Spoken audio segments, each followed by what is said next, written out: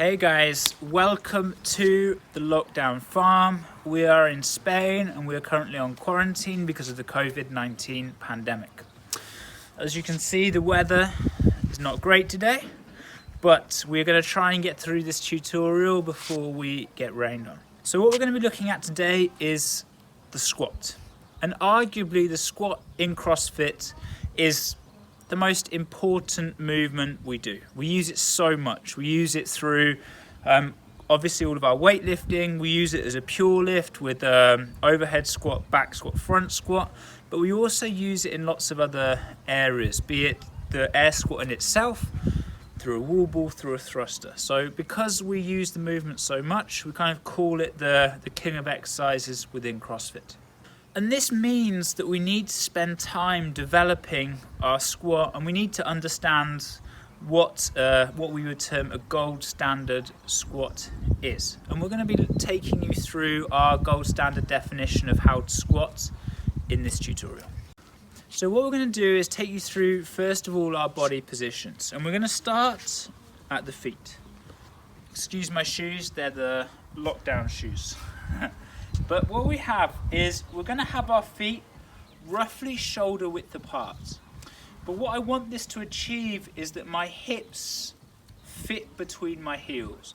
What I mean by that is that when I squat down, between my heels, my hips have room to fit down. The next point is the direction of the toes. Now, we don't want our toes facing in, as this makes ankle range of motion very difficult. I also don't want my toes excessively turned out because this isn't the most efficient way. I'm either going to be straight forward or at a slight angle. This is going to depend slightly on your flexibility of your ankles and also a little bit of style preference. As we move up the body, we're going to start to look at our knees. And what we want to see with our knees is that they track following the toes. This means that the knees don't collapse inwards, but this also means that our knees don't turn excessively out. You can see what starts to happen, that as my knees, if they track excessively in, I lose the foot off the floor. And if I track excessively out, I also start to lose that foot contact with the floor. And the foot contact is something that's extremely important. I want to have all of my foot in contact all of the time. So pushing in or pushing out starts to affect that. So as you start to squat down, the knees track forward, very important note, forward over the toes. The next area we're going to look at are the hips and the torso. What I want to achieve in my squat is that I go down with a vertical torso. The reason for this is that throughout Olympic weightlifting, through wall balls, through thrusters, the more upright my torso is, the more efficient I can be with the movement. Meaning that if I'm sending my hip back, I'm going to make the movement harder for myself. And this should become obvious in movements like the overhead squat. If I'm here and I send my hips back, you should start to see that if I had a barbell overhead, it's going to start to place more load through the front of my shoulder, and also it's not as efficient movement pattern. If I have to go back, down, and then back up, as opposed to just going straight down, straight up. Obviously that singular straight line is going to be more efficient and quicker. So that means in the initiation that my hips go down vertically. My torso stays vertical as I squat. So all of these positions are crucially important at the initiation of my squat. My foot, my knee, my hip, and my torso. Okay, now I'm going to ask you a question. What is the purpose of the squat? And because we're on video, I'm going to give you the answer. It is simply to go down and up. And the most efficient way to do that is in a straight line. So if I can keep my body traveling down straight line down, straight line back up, I'm going to have the most efficient squat. And anything that distracts from that makes it more inefficient. So this is one of the reasons that you will see Olympic weightlifters wear Olympic weightlifting shoes is that it allows for an upright torso.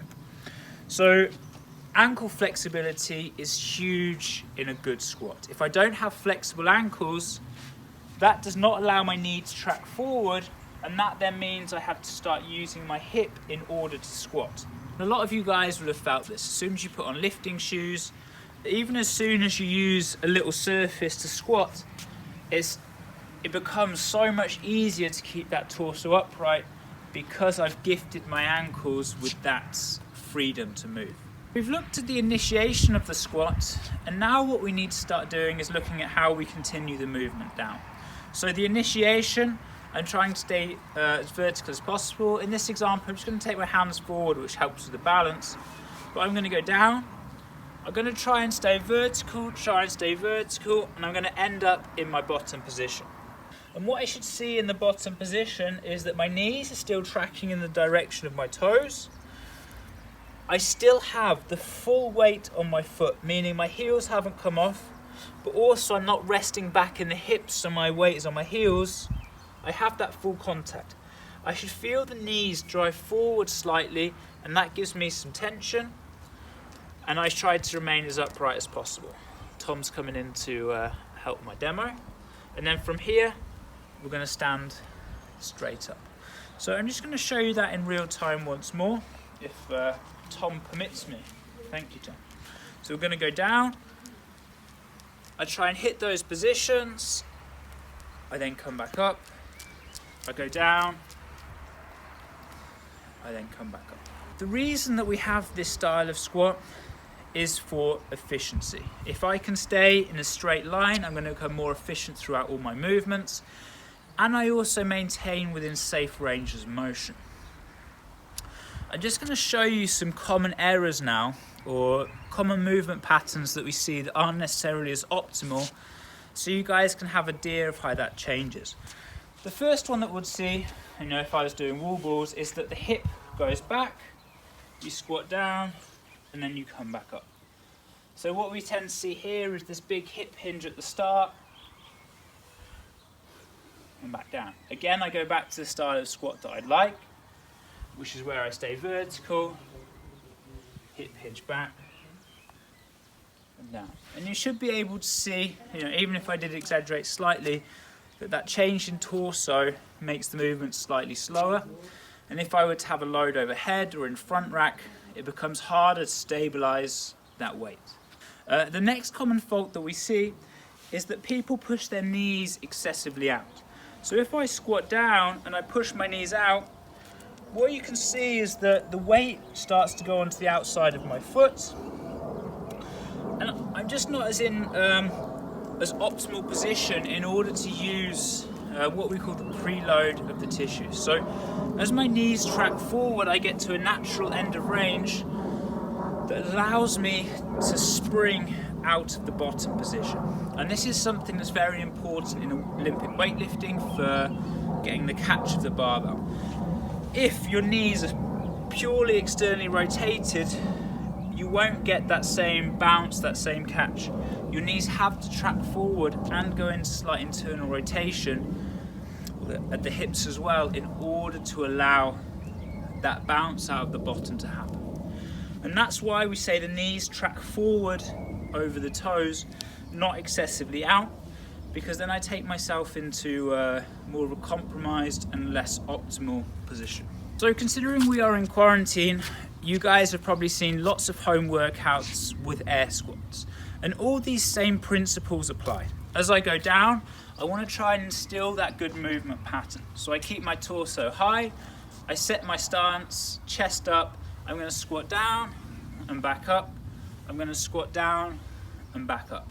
And the more I reinforce that good movement pattern through movements like air squats, when I eventually get back to the gym, get back to squatting with my barbell, you'll find that you'll be stronger and you'll have reinforced good motor patterning.